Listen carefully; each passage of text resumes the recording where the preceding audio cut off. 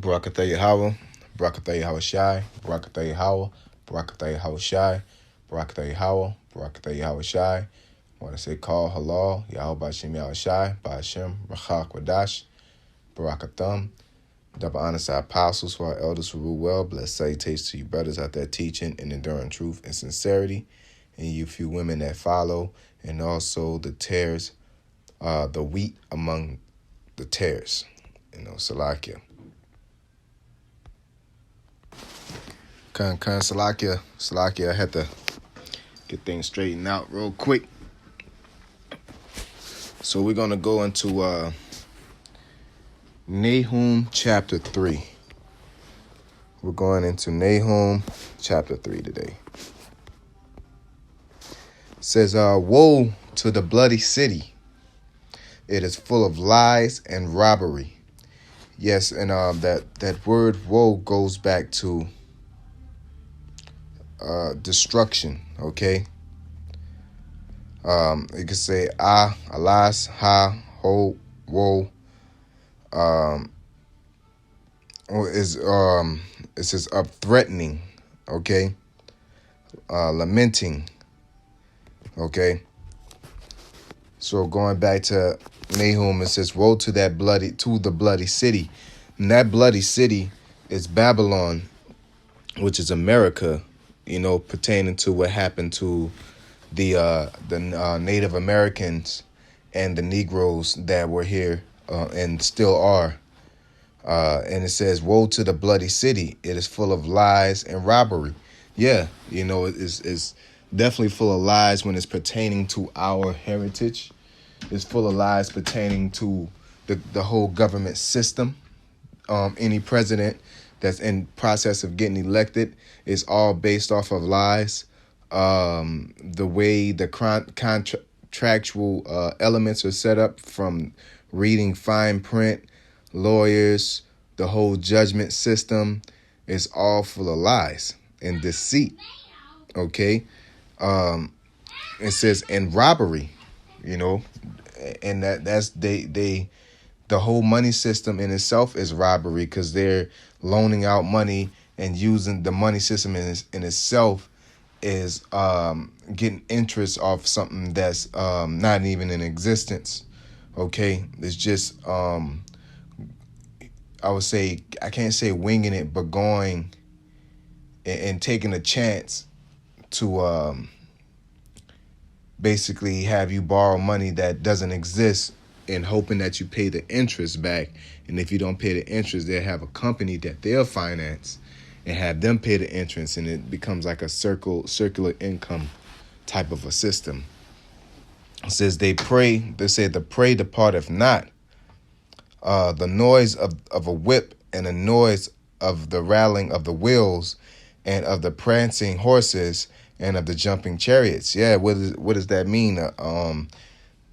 As this verse, in verse 2 in particular, it's basically talking about the work. The work don't stop, man. You got first, second, and third shift. You're slaving, pursuant to Deuteronomy, the 28th chapter. We're under curses. And not only us at this point, but anybody that's in Babylon, man.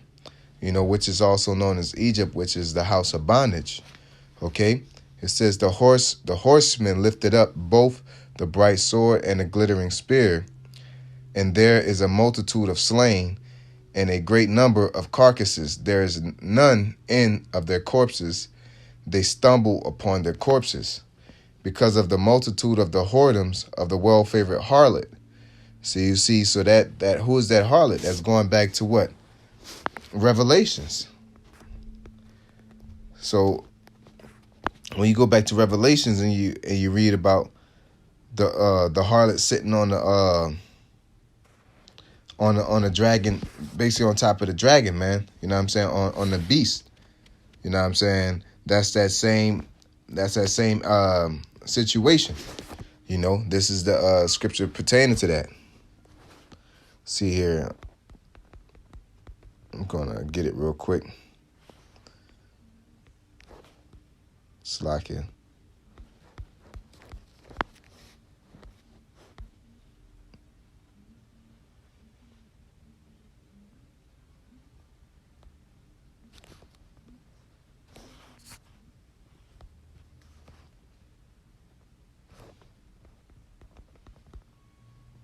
So we're going to go to Revelations 17.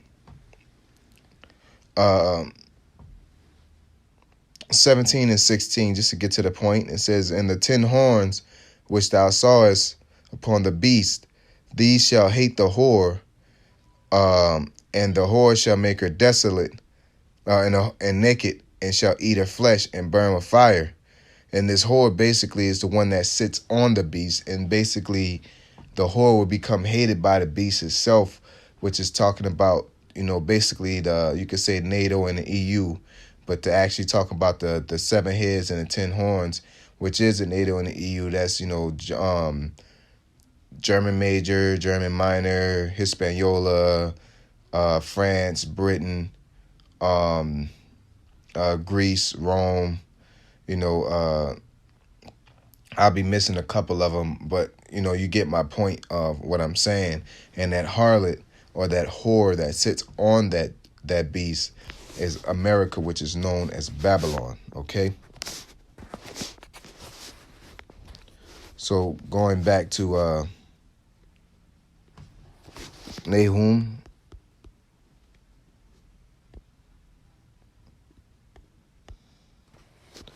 Okay, it says verse 4 says, "Because of the multitudes of whoredoms, and the well-favored harlot, the mistress of witchcraft, that selleth nations through her whoredoms, and families through her witchcraft." Yeah, so you can go into slavery from where the stock market began, where they sold Negroes primarily, and they had the natives being sold also. But they sold nations. They sold nations through their whoredoms, and mistress in their witchcraft, which is their television, their media, their education system. All that is witchcraft. Is basically brainwashing people to think in a certain manner. Here it is. They'll tell you that they're fighting for freedom or they're fighting for this, when in actuality, people don't have freedom to believe or say whatever they want to say, because if it's against the projection or the direction of the witchcraft, then, or taboo to modern day society, then you're seen as a demon, or you're an outcast. But they'll project that the people that are doing this new shit, basically being transgender, are free to do whatever they want, and they should deserve that respect, and everybody else should respect them.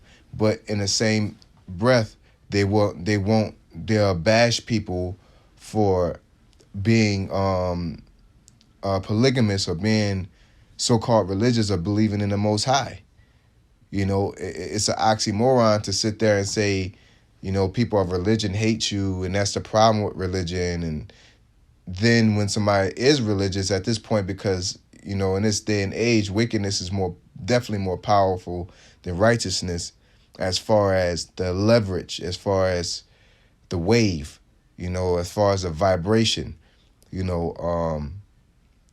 of course, wickedness will never be more powerful than righteousness at all. But as far as the world we live in, like the Lord said, "This is my kingdom, my servants will fight for me.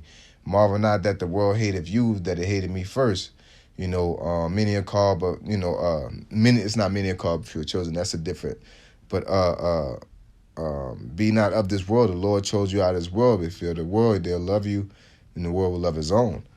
So basically saying, basically it's a whole lot more wicked people than they are righteous, to put it plain. All right. So verse 6, it says, and I will cast abominable filth. Salaki, I want to get back to that. Verse 5, it says, "Behold, I am against thee, saith the Lord of hosts, and I will discover thy skirts upon thy face." And that reminds me of when the Lord said He will lift up the skirts and make them sit low. Because this chapter gets into Second Ezra, the 15th chapter. It gets into Revelations, the 18th chapter. It gets into, I believe, let's get it wrong, Isaiah, the 51st or the 50th chapter. Let me see. I'm going to find it.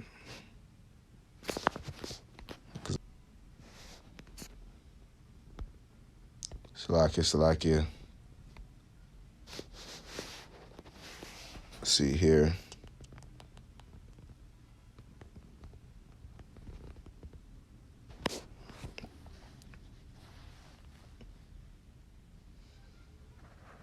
It's actually Isaiah the 47th chapter. It says Isaiah 47th chapter. It says verse 1. It says, "Come down and sit in the dust, O virgin daughter of Babylon. Sit on the ground. There is no throne, O daughter of the Chaldeans, for thou shalt no more be called tender and delicate."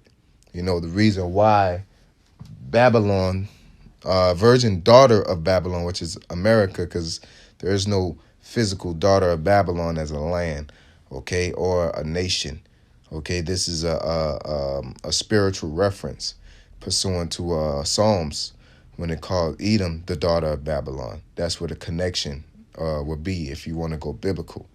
Okay, it says, "For thou shalt no more be called tender and delicate." Why is that?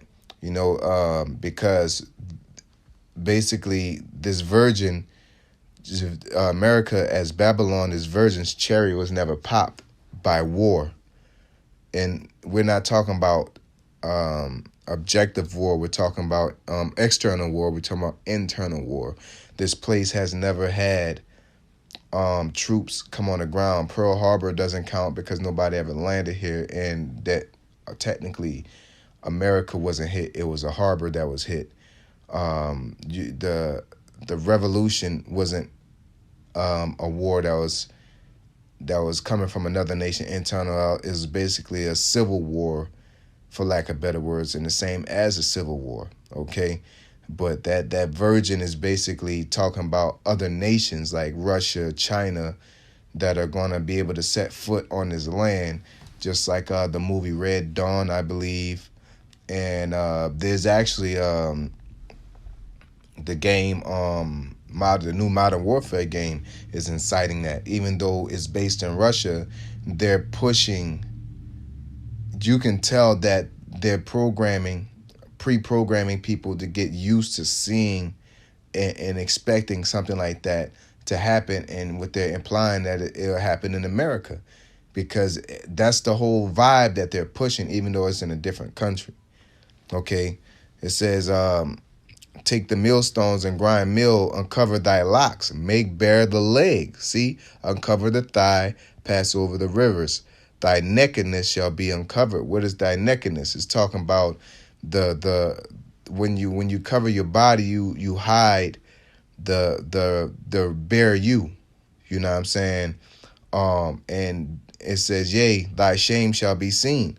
You know, so how they treat Jake, the Negroes, Latinos, the Native Americans, their money system, the civil unrest, the monetizing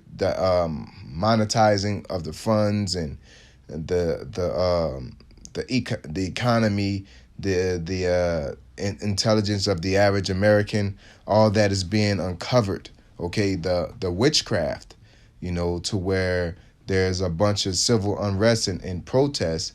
And there's certain countries saying that America got something to do with this, you know. So a lot of that CIA slick shit that they do is not working how it used to, because their shame is have been revealed. It says, "And I will not meet thee as a man," you know, which is the Most High saying that. But even though the Most High is saying it, He's also using actual people to reveal that through Him, or by Him. Okay, it says, so I read that verse 5 again. It says, "Behold, I am against thee, saith the Lord of hosts, and I will discover thy skirts upon thy face, and I will show the nations thy nakedness, and the kingdoms thy shame." You know, verse 6, it says, "And I will cast abominable filth upon thee, and make thee vile, and will set thee as a gazing stock. And it shall come to pass that all they that look upon thee shall flee from thee, and say, Nineveh is laid waste." Because again, Nineveh is just going back to Babylon, but we're talking about, it seems like it's going back and forth, but it's the same thing. It's talking about the modern day Babylon, because what it said in the beginning, woe to the bloody city. Even though it's talking about that, the bloody city of Babylon, this is in reference to modern day Babylon, okay? And then also that bloody city, in Second Ezra, the 15th chapter says, "The innocent blood crieth unto him." All right.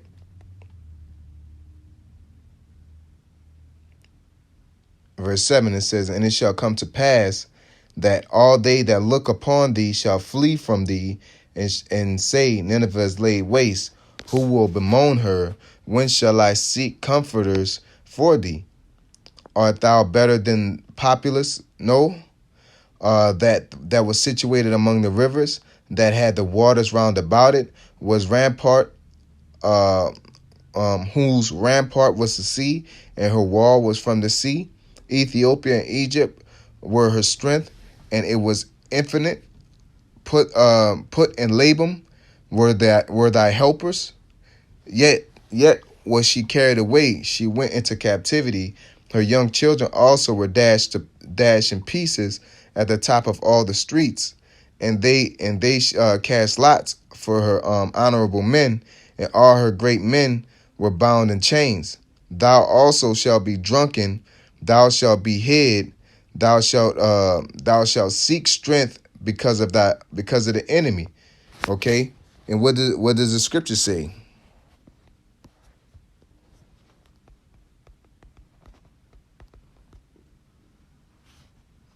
In Job 18:11 says, "Terror shall make him afraid on every side, and shall drive him to his feet." Okay, so going back to what it says, yet was she carried away, she was in captivity. Salakia, verse 11 says, "Thou also shalt be drunken, thou shalt be hid, thou shalt seek strength because of the enemy. All thy strongholds shall be like fig trees with the first ripe figs. If they be shaken, they shall fall into the mouth of the eater." So everybody's going to tear their ass up, man. It's going to be easy pickings. It says, "Behold, thy people in the midst of thee are women," because all this effeminization of the man, just like with the crack epidemic, it was aimed at Jake, and it's widespread to their own people with the opioid epidemic and things like that. It's the same thing with this effeminization of men and the way they think. Especially, you say the millennials, they don't have that. They have a sense of that you owe them something, that everything, that participation award type of mindset, where that they don't have to work for a thing, and that they deserve that opportunity. A sense of entitlement, is a phrase I wanted to say. It says, "Behold, thy people in the midst of thee are women. The gates of thy land shall be set wide open unto thine enemies. The fire shall devour thy bars. Draw thee waters up for the siege. Fortify thy strongholds. Go into clay and tread the mortar. Make strong the brickland. There shall the fire devour thee, and the sword shall cut thee off. It shall eat thee up like the cankerworm. Make thyself many as the cankerworm. Make thyself many as the locust. Thou hast multiplied thy merchants above the stars of heaven. The cankerworm spoileth and fleeth away." So you see so once you go to the word merchants,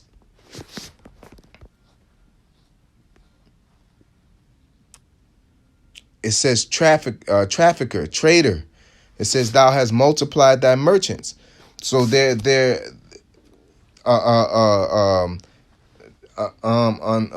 what it says, not according to popular belief, as Johanna said and the other guys, that the market of beasts is an embargo and talking about trading and all that. No, the trade is always going to happen with America. That's how America is making money off of fake money, is through trade and through the stock market. So it says, "Thou hast multiplied thy merchants." Even though they're beefing with China, they still trade with China. They still trade with all these countries. Okay? It says, "Thy crown are as the locusts, and the captains as the great grasshoppers, which camp in the hedge in the cold day, but when the sun arises, they flee away, and their place is not known where they are. So it's talking about, you can say your 1%, the rich, thy crown, their rulers, our rulers are like locusts. What locusts do and grasshoppers do, they're known for consuming. Okay, they're known for devouring crop and things like that. Okay, and it says, which camp in the hedges in the cold day. Basically when it's hard and difficult, they problem reaction solution type of deal. Where when you need them, they show up, but then when it's time to reveal who they are as a person, they always hiding shit. Okay. Verse 18, it says, thy shepherds slumber, O king of Assyria, thy nobles shall dwell in the dust. Thy people is scattered upon the mountains, and no man gathereth them. There is no healing of thy bruise, thy wound is grievous. All that hear the bruit of thee shall clap the hands over thee, for upon whom have not thy wickedness passed continually? And that's a rhetorical question. Everybody had dealt with Esau's wickedness, man. Everybody on planet Earth, So I just wanted to read that, and going into Revelations 18, like it says, thy wound is grievous. All that hear the bruit shall clap the hands over thee, for upon whom has not thy wickedness passed continually. So when people see the smoke, people see the downfall of America, they're going to rejoice, So with that being said, I'm going to say call halal to Yahweh, Bahashem, Yahushai, Bahashem, Rachak, Radash. I want to give double honors to our apostles who are elders who rule well, and say blessed salutations to you brothers out there teaching and enduring truth sincerity. Shalom. Sincere, Ahabatham, Sequim.